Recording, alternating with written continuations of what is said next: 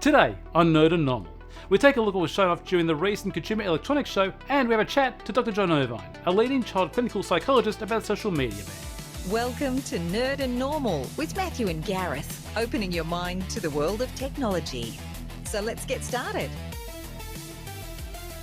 G'day, Matt. Welcome back. It's another day, another fantastic week of technology to talk about. Yeah, technology and also social media. But before we do that, last week's episode on Australia Day was well received. It was. People seem to like to know about what Australia's been able to do over the many years we've existed, and also the changes that we've brought about around the world, not just here in Australia itself.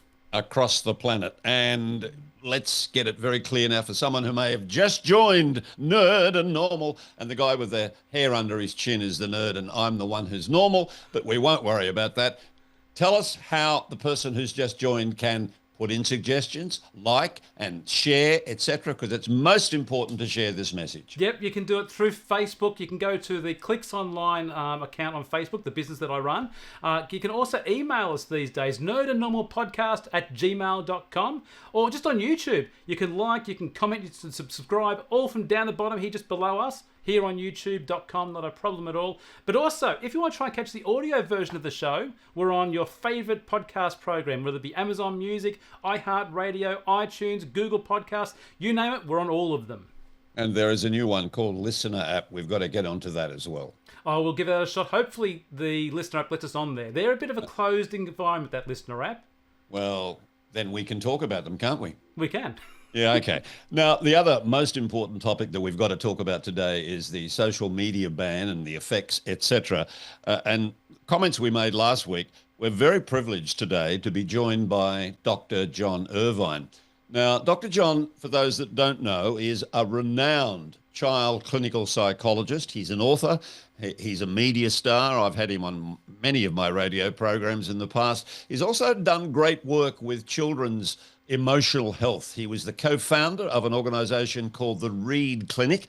Now that's in New South Wales, and I'll give you the telephone number of that after we've spoken to him. He's written many, many books, two in particular, A Handful of Happy Families, Helping Young Warriors Beat the Worry Bug.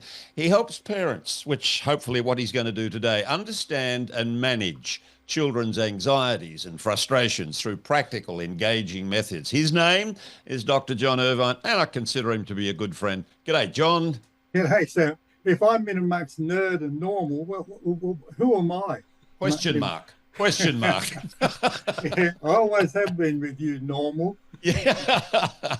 Anyway, so we're going to chat about you and that topic, social media ban, very shortly. But as Matthew said, the Consumer Electronics Show.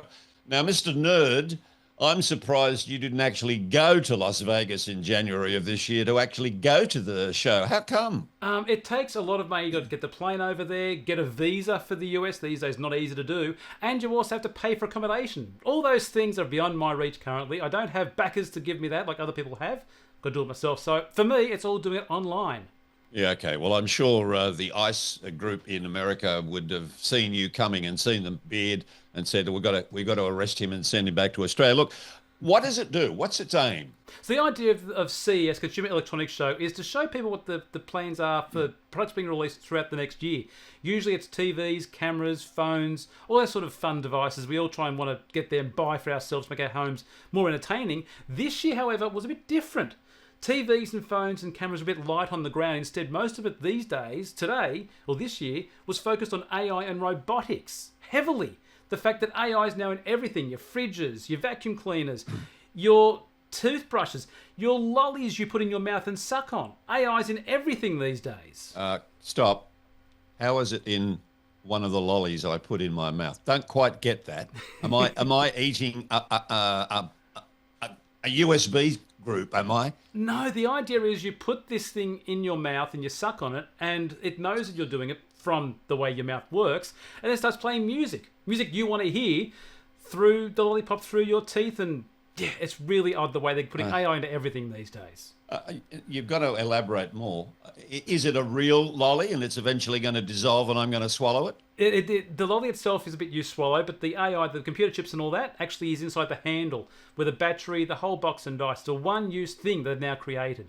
So what's the connection between the thing that's in my mouth that's gradually dissolving and the item that's actually playing music? I don't see that connection. So it's like a lollipop. So the actual device you hold onto on the outside, it's what plays the sound, but there's no music or sound you can actually hear from your ears. It requires your teeth to actually be in contact with the lolly from the stick, and it goes into your ears that way. All bone. Oh, it is a lollipop, not a lolly. Yes, lollipop. It's not something like a minty you take out of a wrap and whack the whole thing in your mouth. Definitely not. Okay, so there's no USB in there. Well, you've mentioned robotics and AI are the big parts of the show.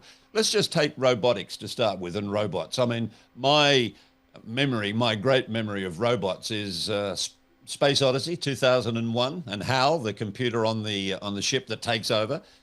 What's the latest with robots? Am I going to see you or me or Dr. John as in the form of a robot doing things? What's happening? Think of it more like the Jetsons with their housekeeper robot. That's the sort of more the situation they're going these days, with robots doing washing, folding the washing, moving things around, giving you food that you pick that's going to get there and choose and give to you. It's more of the house helpful robots, or you drop your shoe, it picks it up for you.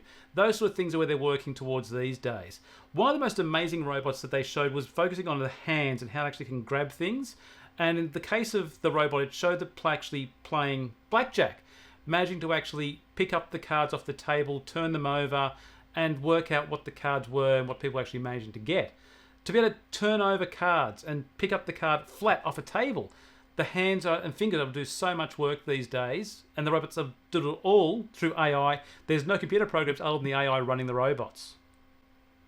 So I would have thought the hand with the thumb, the thing that separates us from the rest of the animal kingdom, and the dexterity of the hand, I would have thought with a robot, mechanical, that flexibility would not exist. How do they overcome that? So they've now do it. There's some robots that can only do sort of light pickup, but they've actually managed to make the hands very similar to a human hand with the 4 or 5 fingers, depending on how they're working. Plus they've got the gripper ones as well, just the 2 sort of prongs doing it. But in most cases, these hands can't pick up very much weight. In this case, they've got also robots with actual hands and arms that are picking up 10 kilos of weight in the one hand, which for us might not be a whole lot, but for a robot is a lot because the motors, the metal actually would strain and be able to do it. But it's a normal human-sized hand on a robot able to pick up these sort of weights. So they've programmed the AI, not the robot itself. The connection to the robot is simply AI, and I imagine it's some sort of Wi-Fi connection between the AI from your computer and the robot. Am I correct? No computer involved apart from the ones that it's serving. It's sort of like ChatGPT and Grok and Gemini. It's all website based, but the robot access through the mobile phone network or through Wi-Fi to the robot, to its AI system. And it's able to be trained by watching what humans do in some cases as to how to actually move their arms and hands. Sort of like a child when it's starting to learn how to move and walk. It's learning by watching and then doing. That's how robots are now learning things. I saw on YouTube a very small grab of one of the robots, and he was the robot. I'm calling it he. What am I doing? The robot itself was playing ping pong against a human, and it was learning from the game. And eventually, the commentator said, "Eventually, you will never be able to beat the robot." So the complexity, surely, in playing a game of ping pong is greater than the hand picking up a piece of paper or picking up your shoe or doing the folding of laundry, surely. Well, it's a case of it can compute before the ball goes anywhere near it where the ball should be able to go, and then be able to work out how much effort to put into the swings to make sure that the ball lands where it's got to land on the other person's side, just where they're going to miss it. It's the brain learning how to do things by watching, by learning, and then learning how to actually do things better. It's like a child when it's growing. This is where John can probably help out immensely. A child growing can learn more than what an adult can, most probably, in this sort of situation. And a computer, an AI-generated device, can actually do things like a child's doing. Oh, yes, very much so. 50% of a child's intelligence is there by the age of 4. And so the brain is wiring and rewiring so at an incredible rate in those early years. And so it has to be adaptable to whatever environment they're in, whether they're in Gaza or they're in the North Shore, wherever. It is so much plasticity in the young brain, and that tends to reach a bit of a peak around 16, holds it till early 20s, and then we tend to gradually downhill from there. Yeah. Okay. I wasn't going to say any more. What was your name again? Yeah, I forget. So, Matthew, is that what John has just said? Is that system what makes AI learn? I believe so, yeah. It's the early stages, it's sort of learning a little bit. But then by a certain point, it knows what it's doing, without a doubt, and then just sort of builds on that until it gets to the point where it doesn't need to be instructed anymore. It knows exactly how to find what's after and can just run with it. And then it's learning just, okay, if the ball goes here, I've got to hit it this way. If the person's always favouring this side, I'll hit it to that side of the court on them. What is the method to actually have created that kind of technology, that kind of machine, so that it does all of those things that a human does anyway? So are you able to, in simple terms, explain how it's achieved? So it's not just one AI, it's multiple AIs doing certain things. So there's one AI focusing on computing where the ball's going to land. Another AI is looking after the movement of the actual arms. And they work together like a jellyfish. It's multiple AIs working together to make the actual whole robot do what it's got to try and do. And they all have their specialist fields. And again, they all learn as time goes on what they can do better. And they actually get some sort of benefit. They get some sort of positive feedback when they do. How you give positive feedback to a robot or an AI, I have no idea. John probably know how to do that perfectly with a human child, but I've got no idea with a robot. And even with my children, some people get there and say, bribe them. I haven't done that yet. Well, you don't bribe an AI. Please don't bribe your children, not in front of John. So it's a little bit like the Hydra. You cut off one head and another one grows in its place. Sort of. It's a case of if you cut off one of the AIs, an AI should be able to get there and just stop the whole robot, stop it dead, because saying, well, I can't see this AI anymore. I'm going to have to stop this, though it can't get there and cause me any more grief. Even though you weren't there, you've researched what happened at this year's CES. How far ahead are we in the development of robotics to replace humans in so many other ways? I mean, I know Ford developed the assembly line, which is a sort of predated robot. So how close are we to eventually seeing humans in manual work replaced completely? Well, Boston Dynamics, who have their Atlas robot they showed off at the show this year, are saying that they're ready to start rolling out their Atlas robot right now into factories to start replacing human beings. And the benefit that they have with that is it doesn't have to get there and stop and pause while it turns around. It literally has its legs can go backwards or forwards at the same speed. The whole torso just turns around and just moves up to the next little location. It can pick up enough weight to actually move most parts. I think it's at 30 kilos it can carry around without a problem at all. So it's a case of they're getting closer to start releasing these things, start replacing humans with. And they're also saying they're going to have, for just you and I, if we want to try and buy them, around about $10,000 starting point to actually buy a household robot to have as a toy in your house if you want to try and do that. What did you see for the so-called smart home with this year's Consumer Electronics Show? What changes are likely to occur in the home to make it more smart savvy? It's literally just a case of putting AI in everything. AI in fridges, AI in dishwashers, AI in your toothbrush, making them all connected to the internet, so that way they can tell you what you can and can't do, and they can communicate with your phone to do other things that are going to be absolutely needless for you to do independently of that. The whole idea of wearables with the AR glasses, so that way you can now have AI in front of your face the entire time. It's all about giving you access to information that you think you need at all times.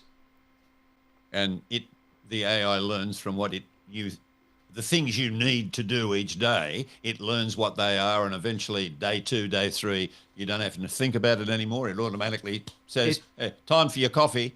Yep, exactly right. It takes the brain work out of the brain work. It does it all for you. John, a question for a psychologist, especially you. Surely the absence of using your brain, doesn't it therefore diminish its flexibility, lessen its ability to create itself, the human? If the human is taken away all of those things it needs to remember, is that a damage that's likely to occur to the brain? You know the old saying, you use it or you lose it? Yep.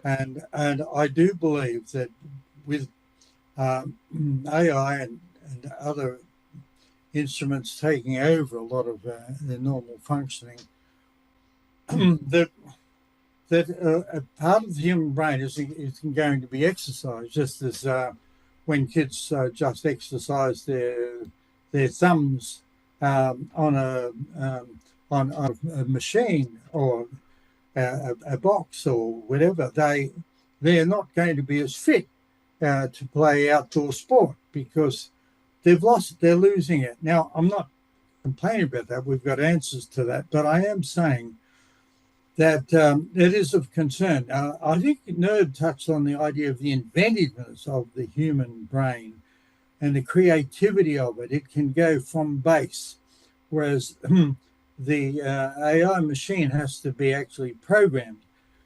But that's good.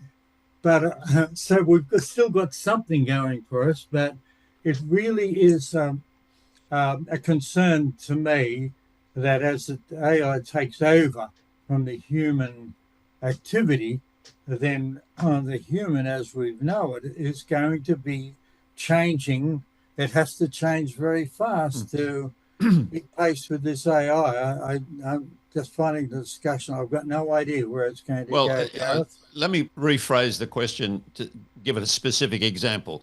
Coming from a multiracial background, one of the languages I learned as a child wasn't English. And when I stopped using that language, gradually the vocabulary disappeared. So while I could understand and speak when I was maybe 5 to 6, now I'm 105 and 106. All of the vocabulary has vanished, and I roughly understand sometimes, but I can't communicate as well. So as you said, if you don't use it, you lose it. I've lost the ability to use that language. So if AI does all of that thinking or reminding processes for us, is there a risk that, like the language example, we are likely to lose the capacity to be creative and inventive? Yes, that's. I don't know if there's a dimension to humanity which is uniquely creative and inventive and can never be overtaken, and that is the unique, special part of it. But as we were talking, as you know, Gareth, I've been raising. All right, you can call me Gareth, John. That's okay. I'm not normal. I've been raising a lot of money for dementia research, and very, very successfully, and we're ploughing on. We're going to get more. And I'm just thinking, as you were talking about, if people don't need to know, if those routines, for instance, people with dementia, they benefit from routines so that they don't have to think outside anything strange is a challenge for them. But are we all going to lose some of that creativity, be able to think on the spot, be able to invent answers and so on, because we'll be relying on AI to have those answers. And that will sort of create a dependence that is a bit frightening for what we know of the human spirit and human development. But having said that, I'm just such a novice in this area. Yeah, well, look, Matthew, you're the technological expert here. You have children, and when 1,000 years ago, when I used to teach in secondary school, we'd talk about different things, and any sort of plagiarism I frowned upon severely. Don't copy someone else's work and say it's yours. The ability to write an essay, the ability to research, develops a skill that can enhance your ability to do many, many, many things. With AI, as John just said, a lot of that need is taken away. So, for example, today, I don't have to go and buy a newspaper. I still do because I like the paper. I like the print it leaves on my clothes and I like to feel it. But it's on a computer now if you're prepared to pay the paper company to read it. If I want to write an essay, now I can go to Gemini or I can go to ChatGPT and say, please write me an essay on the novel Crime and Punishment. And it does it for me. Now, it's a lousy piece of writing, but I didn't do it and I didn't think about it. I didn't research it. And that worries me with AI. I love the idea of AI, so don't get me wrong. And it was a creative mind, a human creative mind that helped invent it, develop it and research it. But you've got kids. Does it not worry you? Oh, hugely. And the fact that I was talking to a teacher at the primary school when school broke up last year about the use of AI these days in the schools. Now, in this state, the state government have put in place the Department of Education with their own AI system. Teachers don't like it. It's old, it's outdated, it's not very fast. To the point we're actually in the schools, still trying to use other AI systems like ChatGPT and Gemini for teaching purposes, because the system that the Department of Education has put in place is subpar. So teachers want to try and use it to make their life easier and to make teaching easier. But again, it will cause grief, as you said, with people writing essays and short stories like they've got to try and do in class. If they have their computers in front of them, either in class or for homework, will the children take advantage of those technologies to try and do the jobs for them? Because children always will try and make their life easier. It's what children do. But can I just comment? Please. You know, we've talked about will it take over from the human and so on. As you know, Gareth and Matthew, I've put a lot of work over many years into emotional intelligence. And the thing that determines success in life is EQ, not IQ.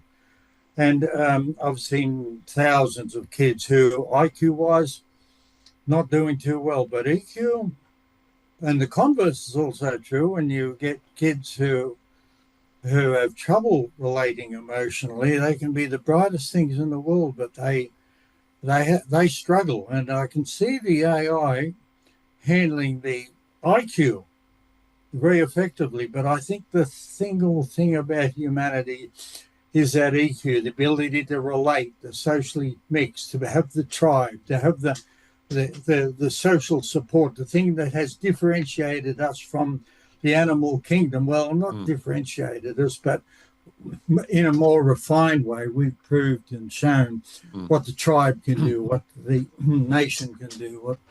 I do feel that we're still unique. I still think we're unique. So AI would never be able to say and mean, I love you, I hate you. Those two emotions could never be replicated. It could say it. Oh, it can say it, but not mean an emotion. It can't relate. It cannot relate. Okay. So unless Nerd wants to tell me otherwise, but I can't see it ever doing that. I agree, John. What about, and again, I saw it on the ad, robo-taxis. Does the show suggest that you're now going to catch a taxi that doesn't have a person in it? There are already those cars driving around Los Angeles in America currently. And there are other manufacturers now coming on board trying to do the same thing. With normal cars, they can turn your normal car into an AI-driven vehicle, because every car you buy for the last roughly 10 years or so is all computer-driven. There's no mechanical connection between your steering wheel and the front wheels. There's no connection between your foot pedals to the brake pads, to the accelerator, to the motor. There's no connection at all. It's all computer generated. And so these days, they can put a device on top of the car, on top of the roof, that is connected to the computer of the car and tells the car how fast to drive, where to turn, where to brake, and does it all for it. And sees a car coming in the opposite direction as a head-on or someone about to hit you in the rear that does all that. Yep, exactly right. It's got all the sensors at the top of the roof that way can work it all out by itself and then make the maneuvers with the car, because, like I said, everything for the car these days is all computer generated and computer driven. I've seen myself with my own car where I've been driving along a highway and a piece of grass has flown in front of my car. It slammed the brakes on completely, because there's nothing between my brake pedal and those brake pads apart from a computer. Wish I could afford a car like that. No, you don't. No, I agree. Look, the other thing, and maybe John would like to comment on this as well. I have two grandchildren, and even my own kids, when they were the same age, they loved Lego. And my grandson is just 7 and my granddaughter is just 6. And they're mad keen on Lego, as is my daughter.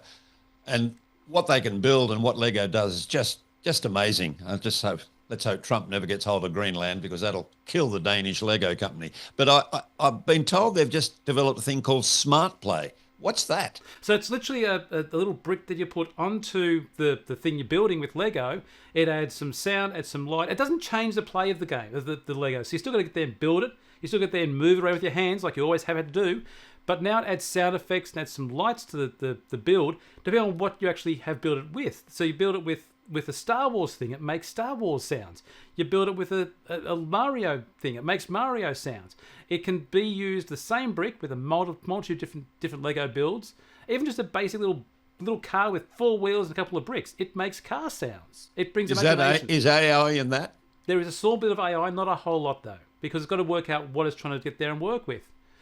So Lego has had robots they've created in the past. We've got to program them in with programming languages, but this is completely done inside the brick. One brick built on another brick and makes it, that piece of machinery, make the sound for that piece of machinery. Yep, it doesn't. How do you teach the brick what the item is? Star Wars versus Mario. How does the brick know which? It's all done by magic, by sensors actually inside the brick knowing what you plugged it into. Wow. How important is Lego for children, John? Well, gee, I was involved in a court case about Lego, and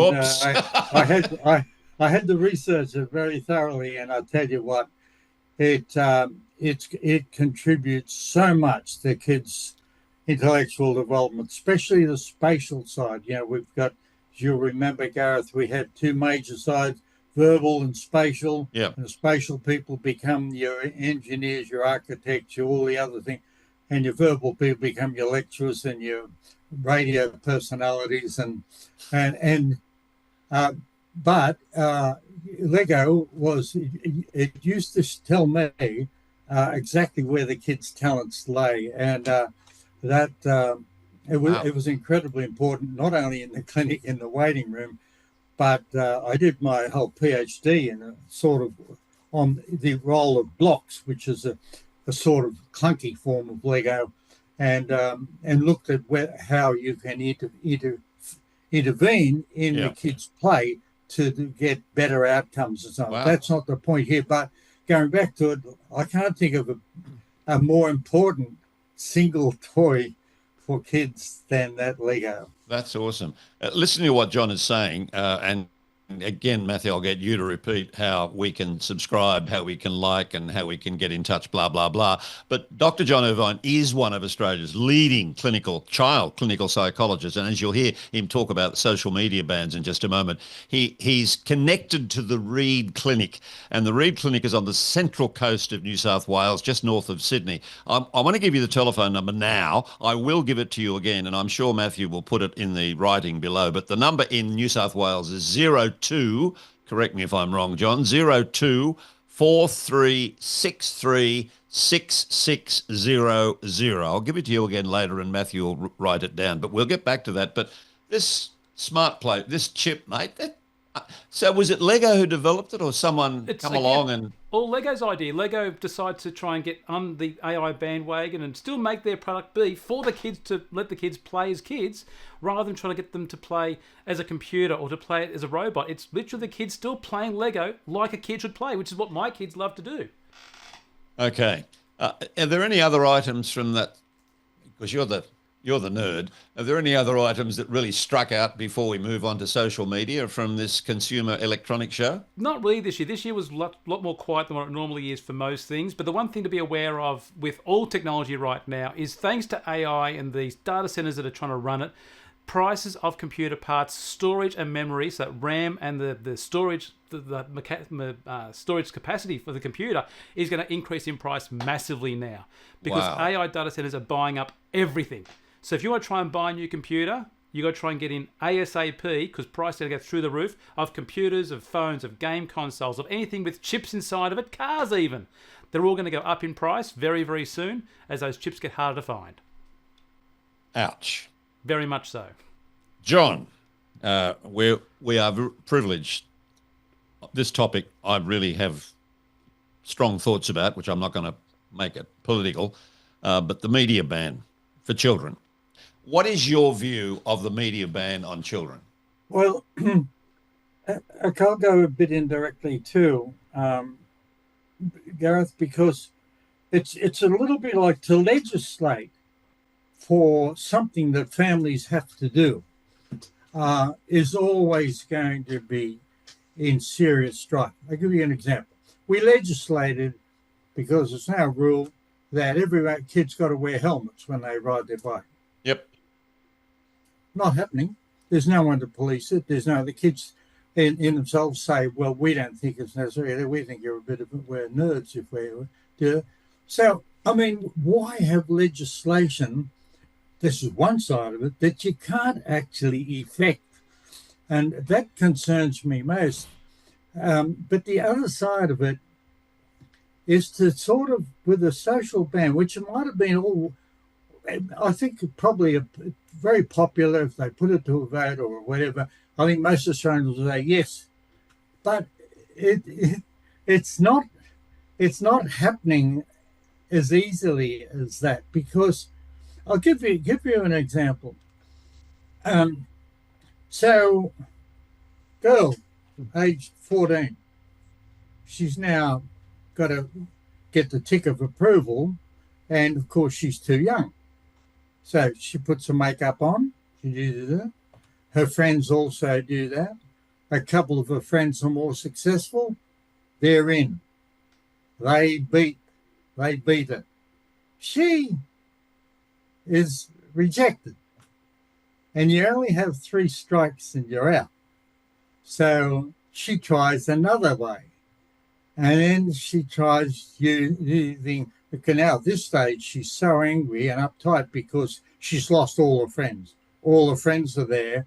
They're all in. They've found their way through. And she's the little child. She's the young one. Oh, haven't you got in there? Oh, yeah, well, we did. Have ever all the things that this ban was supposed to help reduce, it's now exacerbated in this particular one. And anyhow, so she had 3 strikes, struck out. Now she won't talk to the family. She's gone into serious decline. She's tried running away. Doesn't want to go back to school.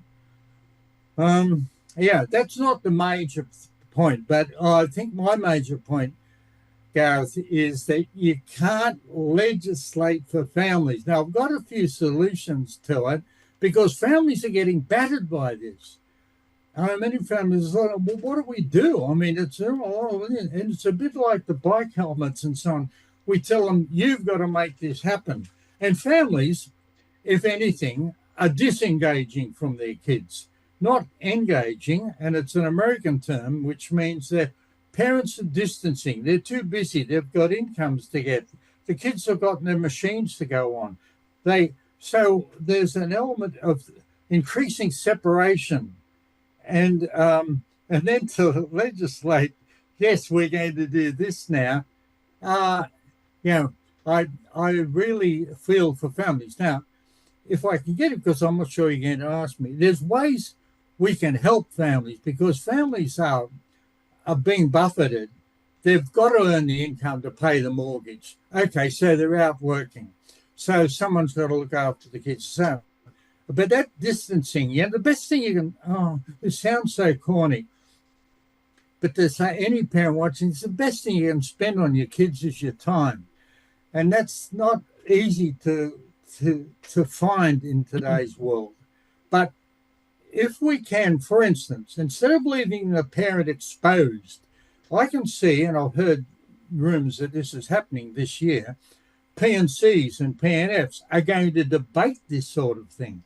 How can we, for instance, any kid can pick off a single parent. It doesn't matter male or female. The kids have got their tribe. They've got their big tribe, and they know how to play parents. But no kid can be the confident couple or a tribe. So if parents actually get together and they debate what you're talking about, how are we going to do this when our kids say, well, can I use your photo then to see if I can get through on that? And what are parents going to do? So I'm saying parents sort of lost the tribe, and it's getting, if we actually regain that tribe, the parents in the school, the parents in playgroup, the parents in whatever, really reinforce so that the parents feel they've got a tribe and they've got the strength and confidence to be able to sort of say to the kid, I'm hearing you, but we, not me, we collectively think that's not a good idea. And we collectively won't be doing X. Yep. And it's such an empowering thing. I know Matthew's going to have his own view on this, but just in brief, if I could say, the thing that I'm not saying I'm against the social media ban because, cyberbullying has to be dealt with. It's an insidious problem. However, for me, you keep on using the word tribe, which for me is also a very important concept. Access to social media for a child, it fosters the idea of having a social connection, a social network with my tribe of like-minded, like-aged people. One, it can support any mental health problems. Access to social media, it can enable creative expression. Social media in the child, if the child's allowed to use it. Use it responsibly, but allowed to use it as opposed to being denied access to it. It does, in my opinion, I've seen it happen, facilitate learning. Now, look, many teenagers find platforms to help them find feet. By banning access to all of the social media, you are saying to the child, you're no longer part of a tribe, you are an island. And on that island, you are by yourself and you have to solve your own problems, which is just not possible when you're by yourself. Social interaction, we are part of a tribe, of a group, not an individual. Yes, you said there, Gareth, by isolating the child who needs is at a stage, particularly teenagers and tweens and so on, where they need their support group, they need their same age cohort more than any other stage in their life. And we've suddenly said, use your word, you are an island. They are not going to cope with that. They are not going to put up with it because their needs are too strong, and they'll find a way around it, legally, illegally, and some more dangerous than others. But I'm in total agreement with you. What do you think, Matt? I've been lucky. My kids haven't got social media accounts at all, completely. We rely on the old-fashioned friends make phone calls. You catch up when you're out and about somewhere. We focus on that for social in my family. But again, as John said, kids will find ways around it. They will work out how to get themselves made up so they can try and pass the age restrictions with the camera. They'll get other platforms they can use. They'll work out ways to get around technology. Technology cannot beat a smart child or a smart child who tells another child how to do something. I remember when I was at school, we all learned how to make fake IDs. You learned all these things from those who were around before you, and you taught the ones who came after you. And so same with technology. Kids will work out a way around this. I think it was done poorly. It was done too quickly, done in haste, and they didn't plan it out properly for the benefit of the kids. Forget the parents, for the benefit of the kids.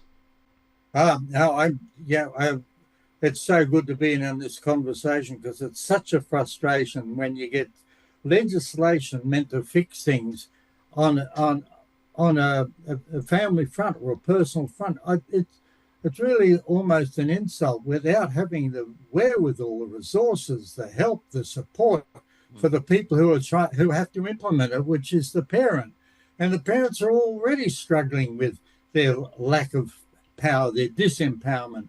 And to land this on them as well. Not just that, John, but also the timing couldn't have been much worse. The beginning of school holidays is when they kicked it all off. So it's been literally since the 10th of December, the beginning of school holidays. Here, parents, deal with the kids. See, while on one side of me, I see there is value in the social media ban for all sorts of problems that it can cause, social media. For me, I see solution being a trinity of ideas. Excuse the religious analogy. One, there needs to be some process that sets boundaries as the first tier in the Trinity. Two, there needs to be taught, either in schools or in social groups or in sporting groups, there needs to be digital citizenship, digital lessons available to a student, a young person, without it necessarily sounding like a school. And thirdly, and most importantly, the parents must engage. Matthew is a perfect example of a parent who does engage with his children. Oh, perfect now. That's a first. Yeah, well, you can delete that when you edit things out. Right. No, but you are. You're the perfect example of a parent who engages. And I don't mean this to be offensive, but there are so many parents for so many reasons, whether it's work or whatever, who do not engage with the child. So the Trinity is set boundaries, teach digital citizenship, and have the parents engage. And if you do those three things, then you are more likely to achieve a successful child who isn't the victim of cyberbullying or and the initiator of cyberbullying. I love that idea of your digital citizenship. I really think the schools can do this, and the kids can get their badge they have earned on it. They feel great because they have graduated. And so there's a responsibility, same as it's playing a sport or whatever. They're captain, they're in the team. Yeah, that's all very good. The third tier, Gareth, concerned me. You know, when I was talking to you about parents disengaging and parent lack of empowerment, to get parents to unless there's classes going, I don't know, you probably know there's a book that was written about a license to parent. And this guy said, we need a license for cars, we need a license for this. We don't have any, if anyone can have a kid, anyone can abandon a kid, they can do whatever they like with them, and that's all right because they don't need a license. And the whole concept of that engineering and so on bothers me, and it's bothered every culture over thousands of years probably. But you really, we have no expectations of parents. They set whatever, and we have to find a way in which we can, in fact, engage those parents to, whether it's because if they want to keep their kid at the school or they want to do such and such, there's got to be some incentive or disincentive because they just, hands off. So I can see it. I love the digital citizenship. The schools can help do that. But that third tier, we've got to find a different way. Well, I think there is a culture, John, in Australia, in the world called China. In China, the family is sacrosanct, and the children have great respect for parents. And it's vertical and horizontal, the relationship between mother, father, and child. I know a Chinese family, and they do engage with each other. The child does learn things in the family, and they do take those values out, and hopefully they will share that with their tribe, their equivalent age group. Yeah. And look, we're not going to solve the world's problems. You're right, but we've paid that off. We've paid the teachers, the childcare, the people, other people to do it for us, and then we get upset with the outcome. But we've facilitated this disengaging, because what you say is absolute sense.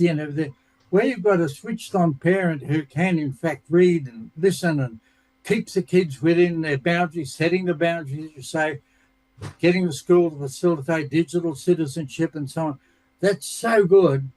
But the 64 one is, in our culture, that's not happening. And that's probably the big issue that as a society we have to cultivate, because it's not going even anywhere close to that at the moment. In fact, if anything, it's fracturing. And I don't want to be negative. We've beaten our problems over thousands of years. We can conquer this, and with programs like yours, we're getting more learned and educated in what the possibilities are. Can AI help, Matthew? I think that's part of the problem these days, to be honest. The kids are all using it and getting it to give them advice for things they should be asking their parents for or their teachers for. But instead they ask a computer program to do it for them. Just quickly, John, do you think that social media should be banned for underage kids, for under 16s, or should they be allowed to get there and actually use it, but monitored probably? Yeah, this is going to seem like a peely wily answer, but if you can't police it, if you can't make it happen, then it's actually a negative to actually put in legislation that actually the kids can roughshod over it. It's silly legislation, and so you're putting me on the spot. I'd say it can't be legislated unless we have tiers of things like that Gareth has sort of alluded to, to make it happen. But to do this as it is at the timing, without the supports, and then saying to the parent, you deliver this, make sure it happens down your way. We've handed on that authenticity, that authority to teachers, to others. The parents aren't in a position to do that. I'm sad about it. You know, the good family are the parents whether they're separated or not, they still work together for those kids, and they do set boundaries, and they are role models. And you know, those are functional things, and that's what we need to do. And as Gareth says, other cultures can do it, but ours, we have to come up with something, because there's a missing link in there, isn't there? Yeah, and the legislation is there, the props are there, but listening to what Dr. John Irvine is saying, I did say a little while ago that I'd give you not his direct number, but the Reed Clinic, which he started, which is a centre for excellence in solving problems with children in a psychological way. The Reed Clinic, READ Clinic, is on the Central Coast, and the telephone number in New South Wales is 02 4363 6600. It's a worry when you look at the fact that kids rely on these things for communications. It's like when you're younger and you can't smoke, you can't drink, you find a way around it. Kids will find ways around this, and it won't be healthy the way they do it either. End of the day, they're the ones going to suffer through all this if it's done the wrong way, which unfortunately was put in place too quickly without consultation with people like Dr. John Irvine, who should have been asked for his input. Yeah. Mum, Dad, listening right now that you may be, I'm a dad, and I engage with both of my grandchildren as I did with both of my children, and every day, each and every day. I don't want them to be denied access to social media. I want them to be able to go into YouTube and look at things. But given my engagement with them, if they go to a site that is a worry, well, we'll talk about it. I won't say, don't do that. We'll talk about it. So you make your decision. But if you're a parent, and you don't have a license to be a parent, neither do I.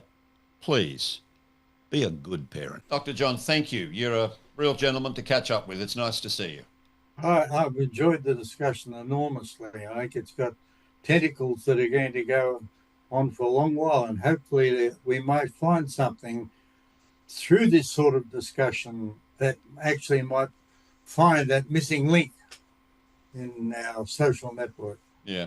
Well, Nerd, look, it looks like you're the missing link in this our Nerd and Normal program. It's always a great joy to chat to you. Can you please remind us how we can subscribe, how we can like, how we can get in touch, how we can suggest topics, because we want you to engage with us. Yes, these way. If you're on YouTube right now, down below, click on link, click on subscribe. You can do it from there right now. Put some comments in there. Let us know what you want us to talk about. Have your questions that you want answered. Maybe you want Gareth to understand something and you want me to explain it to Gareth because he's a normal like you. Maybe. Or you can always email us these days, nerdandnormalpodcast@gmail.com. You can get us the audio version through iTunes. You can get it through iHeartRadio, Amazon, Spotify, you name it. Most of those platforms we're on right now. You always make much greater sense when you don't think about it. Just like Gareth. He's so cute.